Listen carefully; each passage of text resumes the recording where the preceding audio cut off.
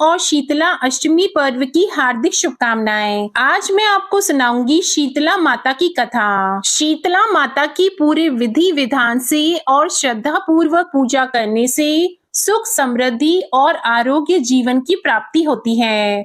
वैसे तो शीतला अष्टमी की पूजा पाठ और व्रत बच्चों के लिए किया जाता है, लेकिन शीतला अष्टमी की पूजा करने से और कथा सुनने से हमारे बच्चों का चर्म रोगों से बचाव होता है, जैसे ओरी, चेचक, आकड़े, काकड़े और बुखार। इन सभी के लिए शीतला माता की पूजा पाठ की जाती है। अब आप सुनिए शीतला माता की ये संपूर्ण कथा। प्रेम से बोलिए शीतला माता की जय। बोलो भगवती माता की जय। पहली कथा के अनुसार एक बुढ़िया माई थी जो बासोड़ा को अच्छी तरह विधि विधान से पूजा करती थी और व्रत रखती थी। इस दिन वह ना तो चूल्हे में आग जलाती थी और ना ही गर्म भोजन करती थी। बासोड़ा के पहले दिन भोजन बनाकर रख लेती और दूसरे दिन विधि विधान से शीतला माता की पूजा करती थी। गांव में कोई भी व्यक्ति शीतला माता को नहीं मानता था। एक बार की बात है, बासुड़ा के दिन सारे गांव में आग लग गई और सारा गांव जल गया, परंतु बुढ़िया की झोपड़ी बच गई। तो सारे लोग देखने लगे कि पूरा का पूरा गांव जलकर खाक हो गया है, परंतु बुढ़िया माई की झोपड़ी नहीं जली। चलो चलकर देखते हैं क्या बात है। सभी मिलकर बुढ़िया माई के घर गए और पूछा कि आपका घर क्यों नहीं जला, क्या बात है। तो बुढ़िया माई बोली, मैं शीतला माता की पूजा करती हूँ और बासोड़ा के दिन ठंडा भोजन करती हूँ। आप लोग तो शीतला माता को नहीं मानते हैं, इसलिए मेरी झोपड़ी तो शीतला माता की कृपा से बच गई और तुम्हारे घर जल गए। तो उसके बाद से पूरे गांव के लोग बासोड़ा के दिन अच्छी तरह विधि विधान से पूजा करते और ठंडा भोजन करते और शीतला माता की व्रत कथा सुनते। जिस दिन शीतला माता को भोग लगानी हो उसके एक दिन पहले ही खाना बनाना चाहिए। हे शीतला माता, जैसे आपने बुढ़िया की रक्षा की वैसी ही हमारी रक्षा करना और हमारे बाल बच्चों की भी रक्षा करना। हर बीमारी से उन्हें बचाए रखना। दूसरी कथा। एक बार एक राजा के इकलौते पुत्र को शीतला चेचक निकली। उसी के राज्य में एक काची पुत्र को भी शीतला निकली हुई थी। काची परिवार बहुत गरीब था, पर देवी भगवती का उपासक था। वह धार्मिक दृष्टि से जरूरी समझे जाने वाले सभी नियमों को बीमारी के दौरान भी भली भांति निभाता रहा। घर में साफ सफाई का विशेष ख्याल रखा जाता था। नियम से देवी भगवती की पूजा होती थी। नमक खाने पर पाबंदी थी। सब्जी में न तो छौंक लगता था और न कोई वस्तु भुनी तली जाती थी। गरम वस्तु न वह स्वयं खाता न शीतला वाले लड़के को देता था। ऐसा करने से उसका पुत्र शीघ्र ही ठीक हो गया। उधर जब से राजा के लड़के को शीतला का प्रकोप हुआ था, तब से उसने देवी भगवती के मंडप में शतचंडी का पाठ शुरू करवा रखा था। रोज हवन और बलिदान होते थे। राज पुरोहित भी सदा भगवती के पूजन में निमग्न रहते। राजमहल में रोज कड़ाही चढ़ती, विविध प्रकार के गरम स्वादिष्ट भोजन बनते। सब्जी के साथ कई प्रकार के मांस भी पकते थे। इसका परिणाम यह होता कि उन लजीज भोजनों की गंध से राजकुमार का मन मचल उठता। वह भोजन के लिए जिद करता। एक तो राजपुत्र और दूसरे इकलौता, इस कारण उसकी अनुचित जिद भी पूरी कर दी जाती। इस पर शीतला का कोप घटने के बजाय बढ़ने लगा। शीतला के साथ साथ उसे बड़े बड़े फोड़े भी निकलने लगे, जिनमें खुजली और जलन अधिक होती थी। शीतला की शांति के लिए राजा जितने भी उपाय करता, शीतला का प्रकोप उतना ही बढ़ता जाता, क्योंकि अज्ञानतावश राजा के यहाँ सभी कार्य उल्टे हो रहे थे। इससे राजा और अधिक परेशान हो उठा। उसकी समझ में नहीं आ रहा था कि इतना सब होने के बाद भी शीतला का प्रकोप शांत क्यों नहीं हो रहा है। एक दिन राजा के गुप्तचरों ने उन्हें बताया कि काची पुत्र को भी शीतला निकली थी, पर वह बिल्कुल ठीक हो गया है। यह जानकर राजा सोच में पड़ गया कि मैं शीतला की इतनी सेवा कर रहा हूँ, पूजा और अनुष्ठान में कोई कमी नहीं, पर मेरा पुत्र अधिक रोगी होता जा रहा है, जबकि काची पुत्र बिना सेवा पूजा के ही ठीक हो गया। इसी सोच में उसे नींद आ गई। श्वेत वस्त्र धारिणी भगवती ने उसे सपने में दर्शन देकर कहा, हे राजन, मैं तुम्हारी सेवा अर्चना से प्रसन्न हूँ, इसलिए आज भी तुम्हारा पुत्र जीवित है। इसके ठीक न होने का कारण यह है कि तुमने शीतला के समय पालन करने योग्य नियमों का उल्लंघन किया। तुम्हें ऐसी हालत में नमक का प्रयोग बंद करना चाहिए। नमक से रोगी के फोड़ों में खुजली होती है। घर की सब्जियों में छौंक नहीं लगाना चाहिए, क्योंकि इसकी गंध से रोगी का मन उन वस्तुओं को खाने के लिए ललचाता है। रोगी का किसी के पास आना जाना मना है, क्योंकि यह रोग औरों को भी होने का भय रहता है। अतः इन नियमों का पालन कर, तेरा पुत्र अवश्य ही ठीक हो जाएगा। विधि समझाकर देवी अंतर्ध्यान हो गईं। इसके बाद राजा सपने में माँ भगवती के दर्शन पाकर बहुत ही खुश थे, और अगले दिन से ही राजा ने शीतला माता के बताए हुए नियमों का पालन किया। देखते ही देखते कुछ ही दिनों में राजा का बेटा स्वस्थ हो गया। उसके बाद राजा ने पूरे राज्य में घोषणा करवाई कि चैत्र मास के कृष्ण पक्ष में आने वाली अष्टमी तिथि को शीतला माता की पूरी विधि विधान से पूजा की जाएगी। इस दिन पूरे राज्य में कोई भी घर पर चूल्हा नहीं जलाएगा, और हर महीने अष्टमी तिथि के दिन व्रत रखकर व्रत कथा सुनी जाएगी। तो सारी जनता ने राजा के इस आदेश को पूरी श्रद्धा पूर्वक पालन किया। ऐसा करने से उन्हें शीतला माता का आशीर्वाद प्राप्त हुआ, और पूरे राज्य में कभी भी रोग व्याधि नहीं आई। तो इस तरह कोई भी व्यक्ति शीतला अष्टमी के दिन शीतला माता की कथा को सुनता है और व्रत रखता है, तो उसे संक्रामक बीमारियां, चर्म रोग, चेचक, छोटी माता, बड़ी माता आदि से छुटकारा मिलता है। प्रेम से बोलो शीतला माता की जय। अब सुनते हैं शीतला माता की तीसरी कथा। एक गांव में ब्राह्मण दंपति रहते थे। दंपति के 2 बेटे और 2 बहुएं थी। बहुओं को लंबे समय के बाद बेटे हुए। इतने में शीतला अष्टमी का पर्व आया। घर में पर्व के अनुसार ठंडा भोजन तैयार किया गया। दोनों बहुओं के मन में विचार आया कि यदि हम ठंडा बासी भोजन लेंगी तो बीमार हो जाएंगी, और बेटे भी अभी छोटे हैं। इस विचार के कारण दोनों बहुओं ने चोरी छिपे पशुओं के दाने तैयार करने के बर्तन में गुपचुप 2 बाटी तैयार कर ली। सास बहू शीतला की पूजा करके आई और शीतला माता की कथा सुनी। बाद में सास शीतला माता के भजन करने बैठ गई, लेकिन दोनों बहुएं बच्चे रोने का बहाना बनाकर घर आ गईं। दाने के बर्तन से गरम गरम रोटला निकाला, चूरमा किया और पेट भरकर खाना खाया। सास ने घर आने पर बहुओं से भोजन करने के लिए कहा। बहुएं ठंडा बासी भोजन करने का दिखावा करके घर के काम में लग गई। सास ने कहा, बच्चे कब के सोए हुए हैं, उन्हें जगाकर भोजन करा लो। बहुएं जैसे ही अपने बेटों को जगाने गई तो उन्हें मृत पाया। ऐसे बहुओं की करतूतों के फल स्वरूप शीतला माता के प्रकोप के कारण हुआ था। बहुएं विवश हो गईं और सास ने घटना जानने के बाद बहुओं को खूब डांटा। सास बोली कि तुम लोगों ने शीतला माता की अवहेलना की है, इसलिए घर से निकल जाओ और बेटों को जिंदा स्वस्थ लेकर ही घर में वापस पैर रखना।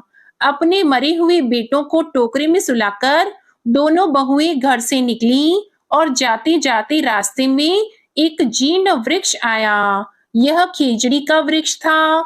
इसके नीचे ओरी शीतला दोनों बहनें बैठी थीं। दोनों के बालों में खूब सारी जुएं थी। बहुओं को थकान हो गई थी, इसलिए दोनों बहुएं ओरी और शीतला के पास आकर बैठ गईं।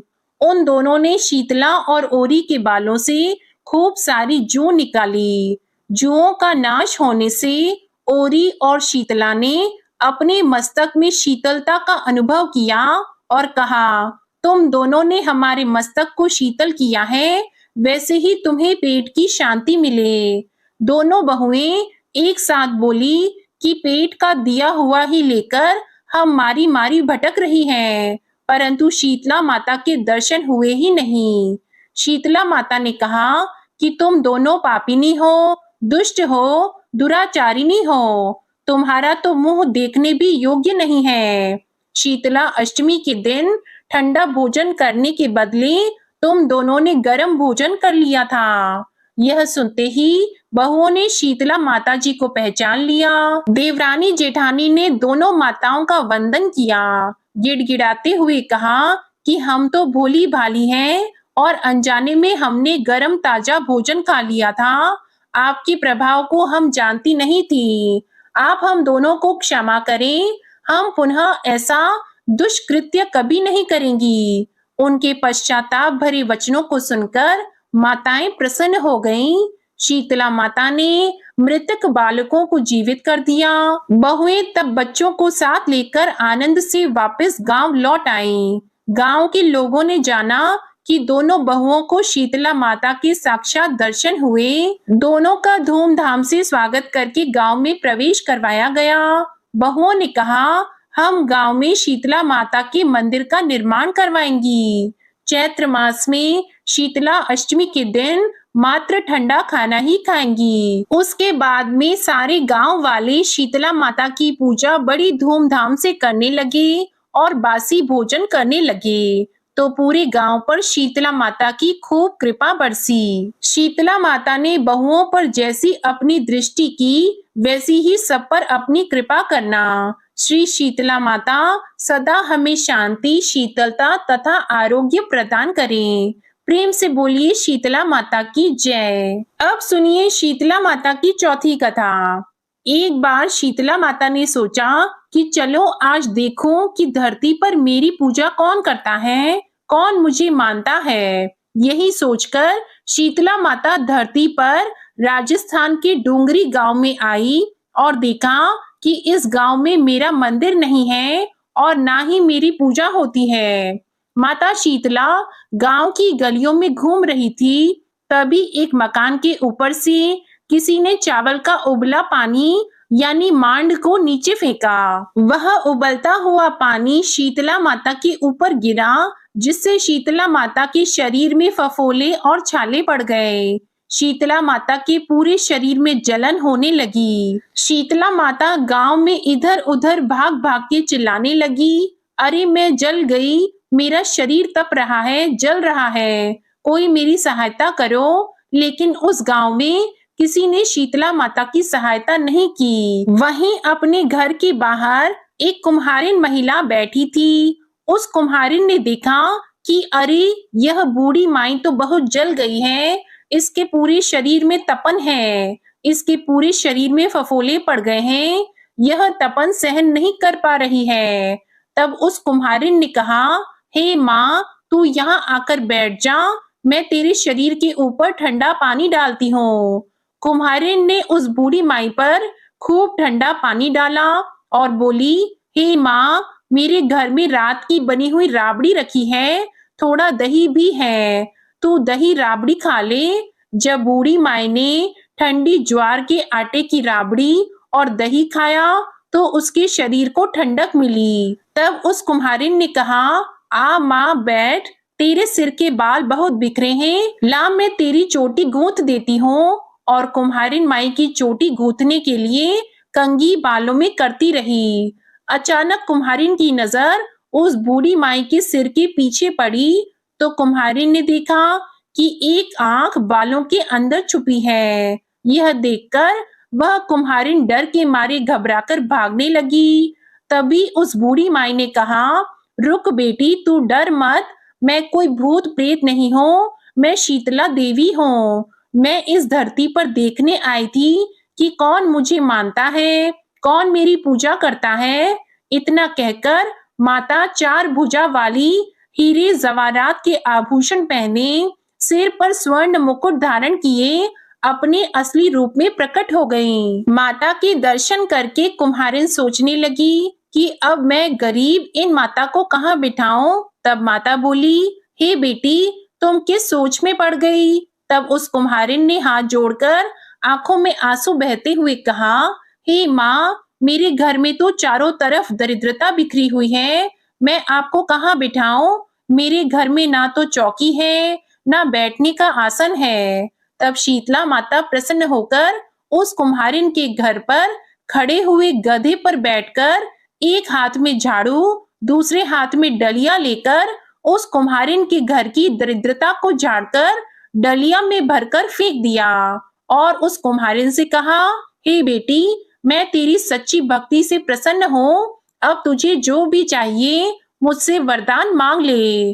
तब कुम्हारिन ने हाथ जोड़कर कहा, हे माता, मेरी इच्छा है अब आप इसी डूंगरी गांव में स्थापित होकर यहीं निवास करें और जिस प्रकार आपने मेरे घर की दरिद्रता को अपनी झाड़ू से साफ कर दिया, ऐसे ही आपको जो भी भक्त होली के बाद की सप्तमी को भक्ति भाव से पूजा करके अष्टमी के दिन आपको ठंडा जल, दही और बासी ठंडा भोजन चढ़ाए, उसके घर की दरिद्रता को दूर करना और आपकी पूजा करने वाली महिला का अखंड सुहाग रखना, उसकी गोद हमेशा भरी रखना। साथ ही जो पुरुष शीतला अष्टमी को नाई के यहाँ बाल न कटवाए, धोबी को कपड़े धुलने न दें और पुरुष भी आप पर ठंडा जल चढ़ाकर, नारियल फूल चढ़ाकर परिवार सहित ठंडा बासी भोजन करें, उसके काम धंधे व्यापार में कभी दरिद्रता न आए।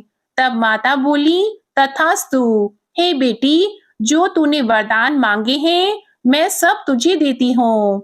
हे बेटी, तुझे आशीर्वाद देती हूँ कि मेरी पूजा का मुख्य अधिकार इस धरती पर सिर्फ कुम्हार जाति का ही होगा। तभी उसी दिन से डूंगरी गांव में शीतला माता स्थापित हो गई और उस गांव का नाम हो गया शील की डूंगरी। शील की डूंगरी भारत का एकमात्र मुख्य मंदिर है। शीतला सप्तमी के दिन यहाँ बहुत विशाल मेला लगता है। प्रेम से बोलिए शीतला माता की जय। तो ये थी शीतला सप्तमी और अष्टमी के दिन सुनी जाने वाली पौराणिक कथा। अब आप सुनेंगे भगवान गणेश जी की कथा। प्रेम से बोलिए गणेश भगवान की जय। एक बुढ़िया माई थी, वह बहुत ही गरीब और दृष्टिहीन थी। उसके एक बेटा और बहू थे। वे बुढ़िया सदैव गणेश जी की पूजा किया करती थी। एक दिन गणेश जी प्रकट होकर उस बुढ़िया से बोले, बुढ़िया माँ, तू जो चाहे मांग लो। बुढ़िया बोली, मुझसे तो मांगना नहीं आता, कैसे और क्या मांगू? तब गणेश जी बोले, अपनी बहू बेटी से पूछकर मांग ले। तब बुढ़िया ने अपने बेटे से कहा, गणेश जी कहते हैं तू कुछ मांग ले, बता मैं क्या मांगू? तो पुत्र ने कहा, माँ तू धन मांग ले। बहू से पूछा तो बहू ने कहा, नाती मांग लो। तब बुढ़िया ने सोचा कि ये तो अपने अपने मतलब की बात कह रहे हैं। अतः उस बुढ़िया ने पड़ोसिनों से पूछा तो उन्होंने कहा, बुढ़िया तू तो थोड़े ही दिन जिएगी, क्यों तू धन मांगे और क्यों नाती मांगे? तू तो अपनी आंखों की रोशनी मांग ले, जिससे तेरी जिंदगी आराम से कट जाए। इस पर बुढ़िया बोली, यदि आप प्रसन्न हैं तो मुझे 9 करोड़ की माया दे, निरोगी काया दे, अमर सुहाग दे, आंखों की रोशनी दे, नाती दे, पोता दे और सब परिवार को सुख दे और अंत में मोक्ष दे। यह सुनकर तब गणेश जी बोले, बुढ़िया माँ, तुमने तो हमें ठग लिया, फिर भी जो तूने मांगा है वचन के अनुसार सब तुझे मिलेगा। और यह कहकर गणेश जी अंतर ध्यान हो गए। उधर बुढ़िया माँ ने जो कुछ मांगा वह सब कुछ मिल गया। हे गणेश जी महाराज, जैसे आपने उस बुढ़िया माँ को सब कुछ दिया वैसे ही सबको देना। बोलो भगवान गणेश की जय, भगवान शंकर और माता पार्वती की जय। अब आप सुनिए लपसी और तपसी की कहानी। एक लपसी था, एक तपसी था। तपसी हमेशा भगवान की तपस्या में लीन रहता था। लपसी रोजाना सवा सेर की लापसी बनाकर भगवान को भोग लगाकर भोजन कर लेता था। एक दिन दोनों लड़ने लगे। तपसी बोला, मैं रोज भगवान की तपस्या करता हूँ, इसलिए मैं बड़ा हूँ। लपसी बोला, मैं रोज भगवान को सवा सेर लापसी का भोग लगाता हूँ, इसलिए मैं बड़ा हूँ। नारद जी वहां से गुजर रहे थे। उन्होंने दोनों को लड़ता हुआ देखकर उनसे पूछा कि तुम लड़ क्यों रहे हो। तपसी ने खुद को बड़ा होने का कारण बताया और लपसी ने अपना कारण बताया। नारद जी बोले, तुम्हारा फैसला मैं करता हूँ। दूसरे दिन लपसी और तपसी नहाकर अपनी रोज की भक्ति करने आए तो नारद जी ने छुपकर 1.25 करोड़ की एक अंगूठी उन दोनों के आगे रख दी। तपसी की नजर जब अंगूठी पर पड़ी तो उसने चुपचाप अंगूठी उठाकर अपने नीचे दबा ली। लपसी की नजर जब अंगूठी पर पड़ी तो उसने ध्यान नहीं दिया और भगवान को भोग लगाकर लापसी खाने लगा। नारद जी सामने आए तो दोनों ने पूछा कि कौन बड़ा है। तो नारद जी ने तपसी से खड़ा होने को कहा। वो खड़ा हुआ तो उसके नीचे दबी अंगूठी दिखाई दी। नारद जी ने तपसी से कहा, तपस्या करने के बाद भी तुम्हारी चोरी करने की आदत नहीं गई है, इसलिए लपसी बड़ा है और तुम्हें तुम्हारी तपस्या का कोई फल भी नहीं मिलेगा। तपसी शर्मिंदा होकर माफी मांगने लगा। उसने नारद जी से पूछा, मुझे मेरी तपस्या का फल कैसे मिलेगा। नारद जी ने कहा, यदि कोई गाय और कुत्ते की रोटी नहीं बनाएगा तो फल तुझे मिलेगा। यदि कोई ब्राह्मण को भोजन करवाकर दक्षिणा नहीं देगा तो वह फल तुझे मिलेगा। यदि कोई साड़ी के साथ ब्लाउज नहीं देगा तो फल तुझे मिलेगा। यदि कोई दिए से दिया जलाएगा तो फल तुझे मिलेगा। यदि कोई सारी कहानी सुने लेकिन तुम्हारी कहानी नहीं सुने तो फल तुझे मिलेगा। उसी दिन से हर व्रत कथा कहानी के साथ लपसी और तपसी की कहानी भी सुनी और कही जाती है। तो ये थी शीतला सप्तमी और शीतला अष्टमी के दिन सुनी जाने वाली पौराणिक कथा। इस कथा को श्रद्धा पूर्वक सुनने से बच्चों की सलामती, आरोग्यता और घर में सुख समृद्धि का आशीर्वाद प्राप्त होता है।